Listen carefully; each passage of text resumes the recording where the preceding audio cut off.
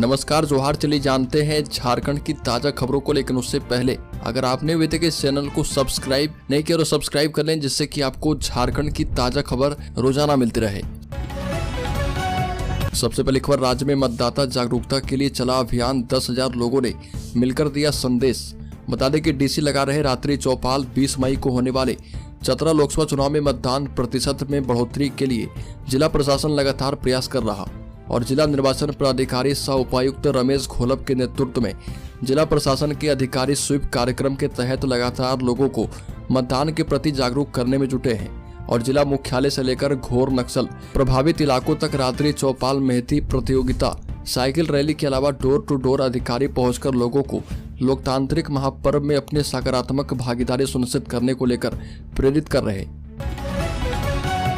अगली खबर, हेमंत सोरेन की याचिका पर 17 मई को सुनवाई। लोकसभा चुनाव में प्रचार करने के लिए सुप्रीम कोर्ट से अंतरिम जमानत मांगी है। झारखंड के पूर्व मुख्यमंत्री हेमंत सोरेन की याचिका पर अब 17 मई को सुनवाई होगी और हेमंत सोरेन ने लोकसभा चुनाव में प्रचार के लिए अंतरिम जमानत मांगी है और सुप्रीम कोर्ट हेमंत सोरेन की याचिका पर सुनवाई करेगा।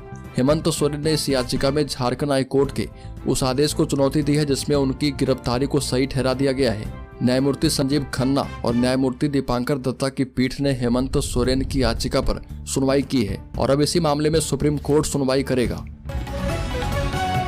अगली खबर, मंत्री आलमगीर के कहने पर वसूले थे पैसे। ईडी की पूछताछ में पीएस संजीव लाल का खुलासा, 3 महीने से जमा कर रहा था कैश। टेंडर कमीशन घोटाले में ईडी ने ग्रामीण विकास विभाग के मंत्री आलमगीर आलम को गिरफ्तार किया है और ईडी आलमगीर आलम को पीएमएलए की विशेष कोर्ट में पेश कर रिमांड की डिमांड करेगी। मंत्री के पीएस संजीव लाल और उसके नौकर जहांगीर को जांच एजेंसी ने 6 मई को ही गिरफ्तार किया था और नौकर जहांगीर आलम ने ईडी के समक्ष ये मान लिया है कि पैसे संजीव लाल के ही हैं। और इसके बाद जब ईडी ने संजीव लाल से पूछताछ शुरू की तो पहले तो उसने इनकार कर दिया और बाद में ईडी ने जब उसके विरुद्ध साक्ष्य प्रस्तुत किए तो उसने भी मान लिया कि जब्त 32 करोड़ रुपए टेंडर कमीशन के हैं और उसी के हैं। संजीव लाल ने पूछताछ में बताया कि पैसे मंत्री आलमगीर आलम के कहने पर ही हम वसूल रहे थे और टेंडर कमीशन से मिले रुपए को छिपाकर रखते थे और इसके लिए उसने अपने नौकर जहांगीर आलम के नाम पर एक फ्लैट हरमू रोड में लेकर रखा था। अगली खबर, राज्य के चाईबासा जिले में थाना प्रभारी किए गए लाइन हाजिर। पंचायत समिति सदस्य से किया था दुर्व्यवहार। पंचायत समिति सदस्य भादु टोप्पो को थप्पड़ एवं लाठी से मारने के बाद थाना प्रभारी का खुला काला चिट्ठा। कई गंभीर आरोप लगे जैसे अभद्र व्यवहार, पैसे की वसूली, जन प्रतिनिधि से गाली गलौज, वाहन जांच के नाम पर पैसे लेना, चरित्र प्रमाण पत्र के नाम पर पैसे की मांग करना आदि गंभीर आरोप गोवा थाना प्रभारी गोपाल कुमार पर लगे हैं और बिना किसी कारण के गोवा बाजार स्थित बूथ संख्या 61 पर गोवा थाना प्रभारी गोपाल कुमार के द्वारा वहां मौजूद पंचायत समिति सदस्य भादु टोप्पो पर लाठीचार्ज किया गया था। अगली खबर, विकट हो चुकी है जल संकट की समस्या। रांची में हटिया लाइन बंद होने से होगी आंशिक जलापूर्ति, 5 लाख लोगों को नहीं मिलेगा पानी। राजधानी रांची में जलापूर्ति पाइपलाइन में लीकेज थमने का नाम नहीं ले रहा और कहीं बल्ब टूटने तो कहीं पाइप क्षतिग्रस्त होने से गर्मी में पानी के लिए मारामारी हो रही है। रुक्का डैम से आने वाले पाइप में 5 जगह हुए लीकेज की मरम्मत का काम चलने से 5 लाख से अधिक आबादी को पीने का पानी नहीं मिलेगा। चुमार पुल, रुक्का गांव, रंगलौरी ब्रिज, एनसीसी और WTP रुक्का के पास पिछले कई दिनों से पाइप क्षतिग्रस्त थे और इस वजह से रोजाना पानी की बर्बादी हो रही थी और इसकी मरम्मत अब शुरू कर दी गई है। अगली खबर, हाथ में आयुष्मान कार्ड फिर भी खरीद रहे हजारों की दवा। बता दें कि लोगों को नहीं मिल रही निःशुल्क इलाज की सेवा। आयुष्मान योजना के तहत इसके लाभुकों को इलाज में 5 लाख रुपए तक का सहयोग मिलता है और जिनके पास आयुष्मान योजना का कार्ड है वो किसी भी अस्पताल में पैकेज के मुताबिक निःशुल्क इलाज करवा सकते हैं। सरकारी अस्पतालों में भर्ती मरीजों के पास कार्ड पड़ा है और बाहर से हजारों रुपए देकर दवा खरीद रहे। दूसरी ओर निजी अस्पतालों में भी बकाया का बताकर 1 लाख के अंदर का इलाज किया जा रहा और इलाज में अधिक का बजट आने पर मरीजों को खुद से पैसे की व्यवस्था करने को कहा गया है। निजी हॉस्पिटल संचालक करोड़ों रुपए का भुगतान नहीं होने का रोना रो रहे तो सरकारी अस्पताल में ऐसे लाभुकों को पूछने वाला भी कोई नहीं है। ऐसा नहीं है कि लाभ बिल्कुल भी नहीं मिल रहा, लेकिन पूरी तरह से निःशुल्क सेवा नहीं मिल पा रही है। अगली खबर, मंत्री आलमगीर आलम की गिरफ्तारी पर पाकुड़ में फोड़े गए पटाखे और बांटी गई मिठाइयां। झारखंड के ग्रामीण विकास मंत्री आलमगीर आलम को ईडी ने गिरफ्तार किया और उनकी गिरफ्तारी के बाद पाकुड़ के व्यवसायी शंभू नंदन ने जमकर पटाखे फोड़े और लोगों के बीच मिठाइयां बांटी। व्यवसायी शंभू नंदन ने जिला मुख्यालय के हरीन डांगा बाजार में व्यवसायी और राहगीरों के बीच मिठाइयां बांटी। शंभू नंदन ने बताया कि 22 जून 2020 में बरहरबा नगर पंचायत टोल टैक्स का टेंडर नहीं लेने की धमकी तत्कालीन मुख्यमंत्री हेमंत सोरेन के विधायक प्रतिनिधि पंकज मिश्रा ने मंत्री आलमगीर आलम के मोबाइल से दी थी और इसके बाद टेंडर में भाग लेने पर उसके गुर्गे ने मारपीट की थी और इसी मामले को लेकर बरहरबा थाने में प्राथमिकी दर्ज करवाई गई थी। शंभू नंदन ने बताया कि उन्हें कानून पर विश्वास था कि उन्हें न्याय एक दिन जरूर मिलेगा।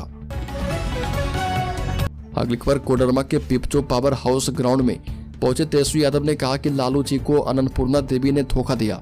मौके पर लोगों की भारी भीड़ जुटी और चुनावी सभा में बिहार के नेता प्रतिपक्ष और पूर्व डिप्टी सीएम तेजस्वी यादव पहुंचे थे। दर्द से जूझते हुए लगातार चुनाव प्रचार कर रहे तेजस्वी यादव ने कहा कि डॉक्टर ने 3 हफ्ते का बेड रेस्ट करने को कहा, लेकिन 3 हफ्ते में तो चुनाव ही खत्म हो जाएगा।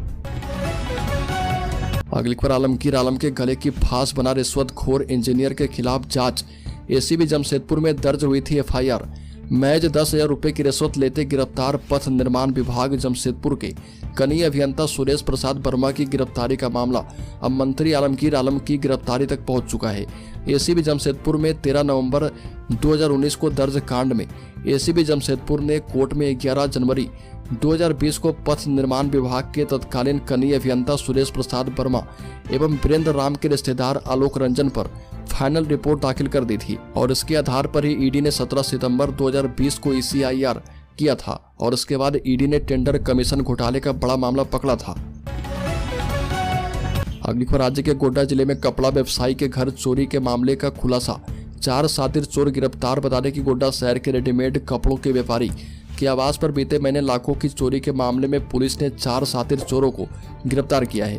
उनकी निशानदेही पर चोरी के कपड़े के 2 बड़े बंडल बरामद करने में सफलता मिली है और चोरों ने वार्ड नंबर 7 शास्त्री नगर स्थित खुशबू रेडीमेड के मालिक शिव कुमार दास के आवास से कपड़ों के बंडल की चोरी कर ली थी और गिरफ्तार चोरों में कुलजारबाग का आकाश कुमार भगत, सिमरा तरी गाँव का रोशन कुमार शाह, चपरासी टोला का राहुल शाह एवं कैथपुरा बसंत राय का मुन्ना अंसारी उर्फ मुन्ना बकाली शामिल है और चारों का पुराना आपराधिक इतिहास रहा है।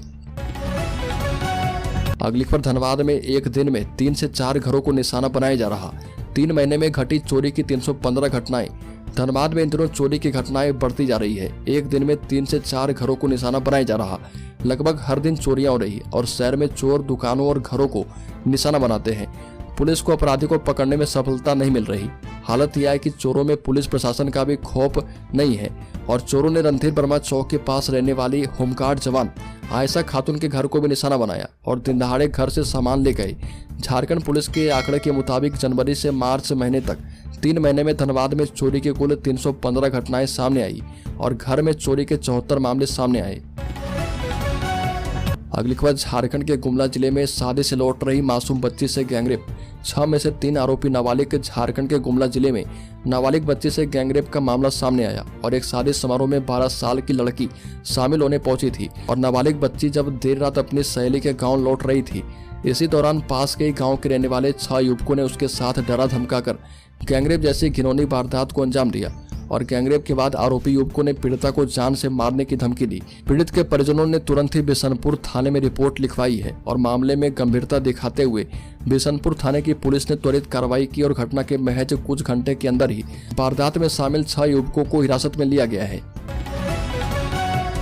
अगली खबर झारखंड के कोडरमा में तेजस्वी यादव ने भरे ओंकार। बता दें कि राज्य के जयनगर प्रखंड के पिपचो में महागठबंधन की चुनावी जनसभा में बिहार के पूर्व उप मुख्यमंत्री और नेता प्रतिपक्ष तेजस्वी यादव ने ओंकार भरी और भारतीय जनता पार्टी पर जमकर हमला किया।